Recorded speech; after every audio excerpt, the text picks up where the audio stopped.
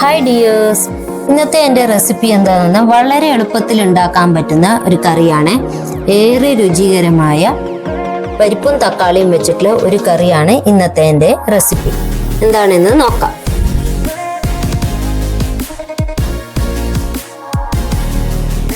അതിനായിട്ട് ഞാൻ 1.5 ഗ്ലാസ് പരിപ്പ് എടുത്തിട്ടുണ്ട്. അതിൽ വെള്ളം ഒഴിച്ചിട്ട് മഞ്ഞൾപ്പൊടിയും 3 ടീസ്പൂൺ മഞ്ഞൾപ്പൊടിയാണ് ഞാൻ ഇട്ടിരിക്കുന്നത്. പിന്നെ വെളിച്ചെണ്ണയും ഒഴിച്ചിട്ട് നമുക്ക് അടച്ചു വെച്ച് ഒരു 3 വിസിൽ വരുന്നത് വരെ നമുക്ക് വേവിക്കാം. അത് വേവിച്ച് എടുത്തതിന് ശേഷം ഒരു 3 വലിയ സൈസ് തക്കാളിയും കൂടി ചേർക്കാം. ആവശ്യമാണെങ്കിൽ പച്ചമുളക് ചേർക്കാം, ഇല്ലെങ്കിൽ അത് ഓപ്ഷനിലാണ്. പിന്നെ മുളക് പൊടിയും കുറച്ച് ഉപ്പ് കൂടി ചേർത്തിട്ട് വീണ്ടും വേവാൻ ആവശ്യമുള്ള വെള്ളവും കൂടി ഒഴിച്ചിട്ട് ഒന്ന് ഇളക്കി കൊടുക്കുക.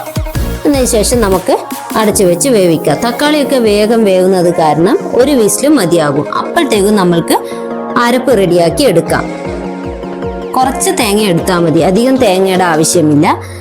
ശേഷം കുറച്ച് ജീരകവും കൂടി നമുക്ക് അരച്ചു കൊണ്ടുവരാം. അരയ്ക്കേണ്ട, ഒന്ന് ഒതുക്കി എടുത്താലും മതിയാകും. കുക്കറിൽ വെച്ചിരിക്കുന്ന പരിപ്പും തക്കാളിയൊക്കെ നല്ല വെന്ത് വന്നിട്ടുണ്ട്. ശേഷം ഒരു ചീനച്ചട്ടിയിൽ ഇതങ്ങോട്ടേക്ക് നമുക്ക് ഒഴിക്കാം.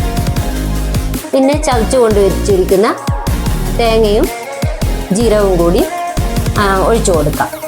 ശേഷം എത്ര മാത്രം നമ്മൾക്ക് കുറുകി വേണോ അല്ലെങ്കിൽ ലൂസായിട്ട് വേണോ അതിനനുസരിച്ചിട്ട് നമുക്ക് വെള്ളം ചേർത്ത് കൊടുക്കാവുന്നതാണ്. എത്ര പെട്ടെന്ന് ഈ കറി ഉണ്ടാക്കിയത്. തിളച്ച് വരുമ്പോൾ പച്ചക്കരിവേപ്പിലയും കൂടി ഇട്ട് കൊടുക്കാം. പിന്നെ ഒരു ചീനച്ചട്ടിയിൽ കടുക് പൊട്ടിച്ചെടുക്കാം നമുക്ക്.